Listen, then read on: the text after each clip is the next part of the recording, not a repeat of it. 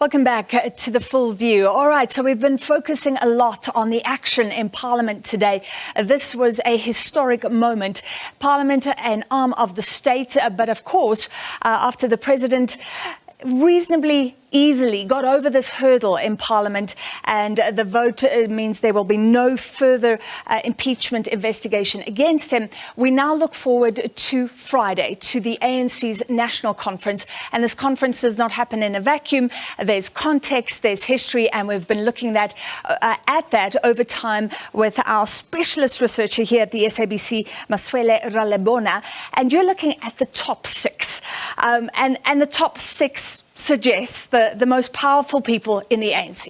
Thank you, Francis. Today I want us to look at the top six of the ANC, which is the highest decision-making body, then followed by the NEC of the ANC, which is the highest decision-making body in between conferences. But you will remember that when you are in the top six, it means you are very, very close to power. The president of the ANC becomes the president of the country if they win the elections. The deputy president of the ANC becomes the deputy president of the country when they win elections. And it's been like that over years. So now I want to take you back to 1991, when the ANC held its first elective conference after the unbanning of political parties in the country. When you look at the screen now, you will realize that we've got Road to Nazareth, history of the ANC, but we are focusing on the president, the deputy president, SG, deputy SG, chairperson and treasurer of the ANC. If you look at the trend, Francis, let's start with Nelson Mandela. He became president for 2 terms, 1991, 1994 until 1997, when Thabo Mbeki took over, and then he became the president. He also served 2 terms, 1997 to 2000, again re-elected in 2002. You go to 2007, former President Jacob Zuma becomes the president, and then 2012, he's re-elected to the position. Now we've got President Cyril Ramaphosa, who was elected to the position in 2017. And based on this trend, if you look at the screen right now, and based on this trend, you will realize that President Cyril Ramaphosa stands a good chance if the pattern continues. But another thing that I want us to look at, Francis, is Jacob Zuma and his cling to power from 1991 until 2017.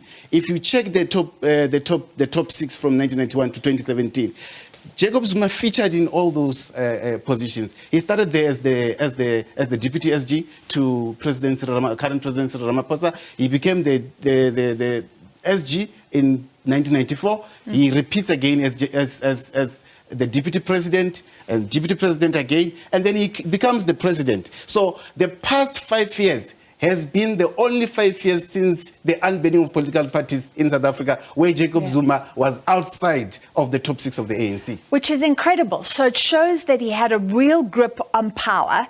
That grip on power in the ANC only began to loosen with the rise of Cyril Ramaphosa, like you say, recently. Perhaps it explains what is happening now, that the man is still on the campaign trail, despite having been in the top six for that long, you know. But also, let's look at the formation. This formation. If you check here, since 1991, the ANC top six has always had only had 6 women in the top six. I was going to say there's a lack of females in this makeup for a very long time. As you can see, the first one, 1991, it was all male. 1994, we've got Cheryl Carolus. 1997, you've got Tenjiwe Mtinso.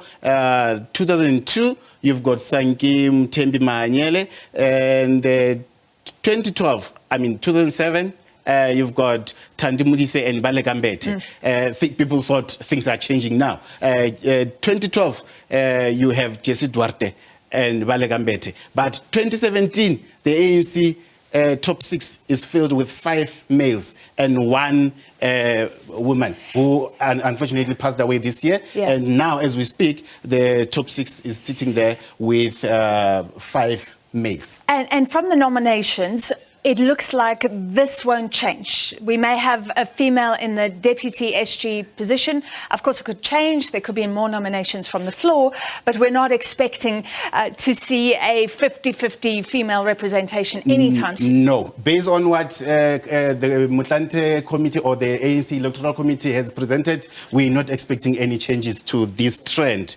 Instead, you may see, based on the nominations, those who got more votes from the branches, they might not emerge as the leaders. Remember in 2017, Senzo Mchunu was contesting the SG positions, and he had 6 provinces backing him based on the nominations. But go to Nasrec or at the ANC conference, Senzo Mchunu lost to Ace Makashule, who had only the backing of three provinces going to the conference. All right, so if history repeats itself, let's end on this. Cyril Ramaphosa will get a second term, although we have seen disruptions once that second term is underway. But according to this, Nelson Mandela, 2 terms, not within the country, but within the ANC. Thabo Mbeki, twice. Jacob Zuma, twice. Cyril Ramaphosa, once. This would be his second term. Yes, and let's go to the deputy president. If you check there, you can see it's not consistent. Yeah. There's no consistency there. Go to the SG position, you see Cyril Ramaphosa twice. You've got Kgalema Motlanthe twice. You've got Gwede Mantashe twice. Ace Makashule, he's disqualified from contesting this coming elections. All right, we will know soon if history will repeat itself. Thank you very much, Maswele Ralebona, specialist researcher here at the SABC, looking at those top 6 most powerful people within the ANC. Let's return to Parliament. A lot of activity today, and I saw social media blow up when Nkosazana Dlamini Zuma was the first ANC MP to dissent against the party line in Parliament. Sembiso Sitole, our social media specialist here at the SABC, has been monitoring the sentiment. Stare over to you, and let's look at the votes, and the noes had it today.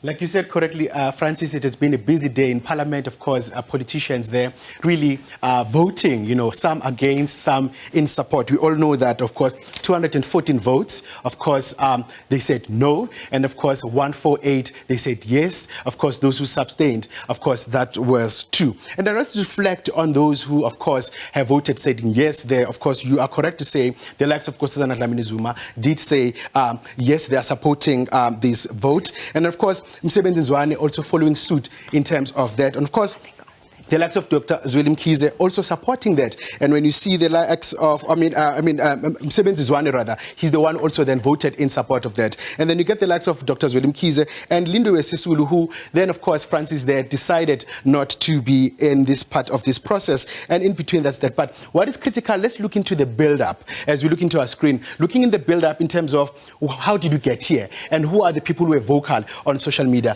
You can see them, Zwane Lemanyi, of course, they're basically stating the build-up, saying, Fraser, of course, we all know that he's the one who put this in the spotlight. Of course, we then had, of course, UTM being part of that. Their panel report was put together. And, of course, then he was predicting what will take place today. Now we know what took place today. Once again, ATM was in the forefront chanting this. And of course, as you can see, those are some of the sentiments on social media. And ATM being there, once again, there is the statement saying this must really go in the secret ballot. Today, we all know that Bantu Olomisa had some threats, and of course, some parties there supported him, indicating that they will actually, of course, open a case against this. And indeed, they opened that case. As you can see, the case number there on our screen in between, as they are actually indicating to say they cannot afford this. Now, the big thing is that other sentiment in social media is that will this then, of course, really be the end of it? And they're simply indicating that, they might have voted in favor